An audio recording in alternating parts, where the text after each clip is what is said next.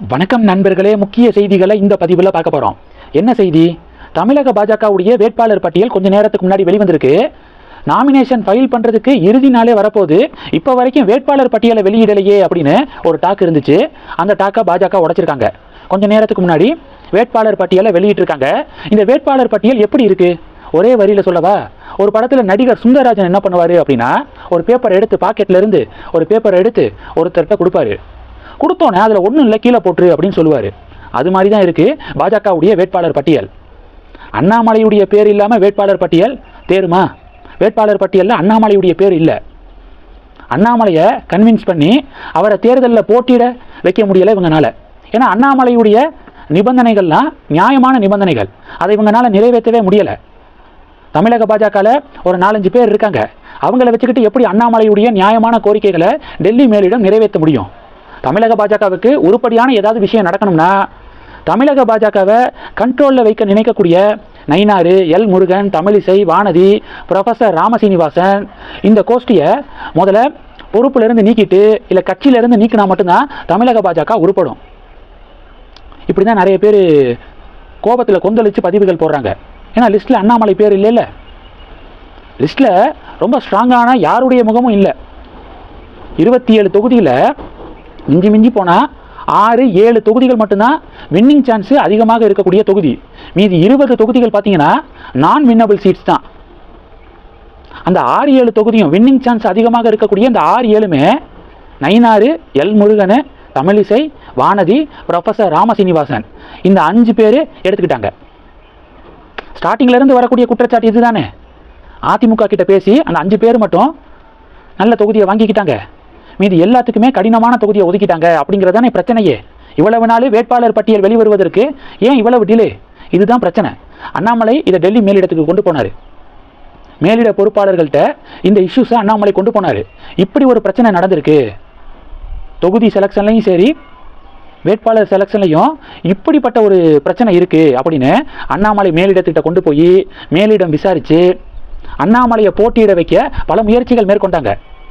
அண்ணாமலை இல்லை, மற்றவங்களுக்கு, அதாவது இந்த 27 சீட்டை வந்து அதிமுக கிட்ட வாங்கினதே நம்ம தப்பு தான், ரொம்ப கம்மியான சீட்டு, இதுக்கு நான் ஓகே சொன்னேன் அப்படின்னா டெஃபினட்டாக களத்தில் கடினமாக உழைக்கக்கூடிய தொண்டர்களுக்கு நான் செய்யக்கூடிய துரோகமாக போயிடும் அப்படின்னு அண்ணாமலை ஸ்டார்டிங்கே மறுத்திருக்காரு. போட்டியிடலை அப்படின்னு தான் சொன்னார். பிறகு பாஜக மேலிடம் நீங்கள் போட்டியிடலைன்னா டெஃபினட்டாக என்டிஏவுக்கு ஒரு பெரிய செட்பேக்காக மாறும், என்டிஏ பேசுபொருளாக கூட இருக்காது ஃபீல்டில், அதனால நீங்கள் போட்டியிடணும் அப்படின்னு ரொம்ப கட்டாயப்படுத்தியிருக்காங்க. சரி, அதான் உங்கள் ஆசைனா கோவை வடக்கு தொகுதியை கொடுங்க அப்படின்னு அண்ணாமலை கேட்டிருக்காரு. அண்ணாமலை 2024 கோவை பாராளுமன்ற தொகுதி வேட்பாளராக களமிறங்கி அதிமுகவை 3வது இடத்துக்கு தள்ளினார். 32-33% வாக்குகளை வாங்கினார் அண்ணாமலை. அதிமுக வெறும் 17%.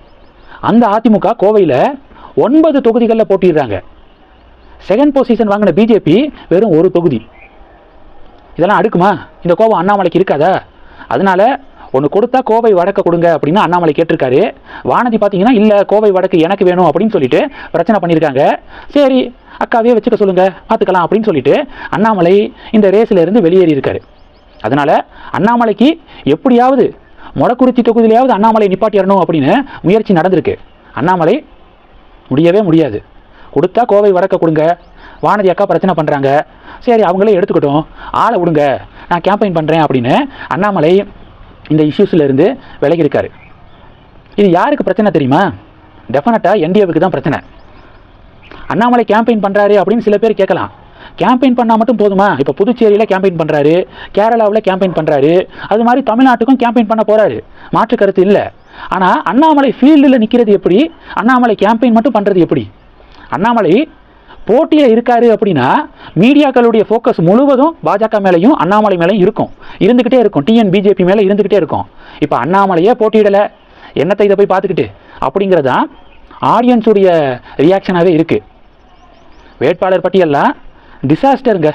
சமீபத்தில் பாஜகவுடைய 15க்கும் மேற்பட்ட மாவட்ட தலைவர்கள் பாஜக மேலிட தலைவர்களுக்கு மெயில் அனுப்புனாங்களாம். அதில் எத்தனை தொகுதிகள் அப்படிங்கிறதுலையும் ஏமாந்துட்டோம், எந்தெந்த தொகுதிகள் அப்படிங்கிறதுலையும் ஏமாந்துட்டோம், யார் யார் வேட்பாளர்கள் அப்படிங்கிறதுல நம்ம ஏமாறக்கூடாது, ஸ்ட்ராங்கான கேண்டிடேட்ஸை போடணும் அப்படின்னு சொல்லிட்டு மெயில் அனுப்பப்பட்டிருக்கு. ஆனால் வந்திருக்கக்கூடிய கேண்டிடேட் லிஸ்ட்டை பார்த்தீங்கன்னா பெரிய ஸ்ட்ராங்காக இல்லை. 15க்கும் மேற்பட்ட தொகுதிகளில் யார் நிற்கிறா அப்படின்னு முன்னாடி கேள்வி கூட பட்டிருக்க மாட்டோம். ஸோ அப்படிப்பட்ட ஃபேஸஸை தான் இப்போது பாஜக அறிவிச்சிருக்காங்க. பொறுத்திருந்து பார்க்கலாம். ஆனால் எது எப்படியோ தமிழக பாஜகவில் இருக்கக்கூடிய இந்த 4 பேர் கோஷ்டி இருக்காங்களே, அவங்க மட்டும் சேஃப் சீட்ஸை வாங்கிட்டாங்க. முதல்ல அந்த தொகுதிகளில் அவங்க ஜெயிக்க முடியுதா அப்படிங்கிறதும் டவுட்டு தான். ஏன்னா அண்ணாமலை ப்ரெசன்ஸ் இல்லாதனால சொல்கிறேன். மே 4ஆம் தேதி தெரியும். இந்த செய்திகளை பற்றி உங்களுடைய பார்வைகளை மறக்காமல் கமெண்ட் பண்ணுங்கள். தொடர்ந்து கனெக்டில் இருங்க. அடுத்தடுத்து நிறையா பதிவுகளை பார்க்க போகிறோம். நன்றி. ஜெய் ஹிந்த்.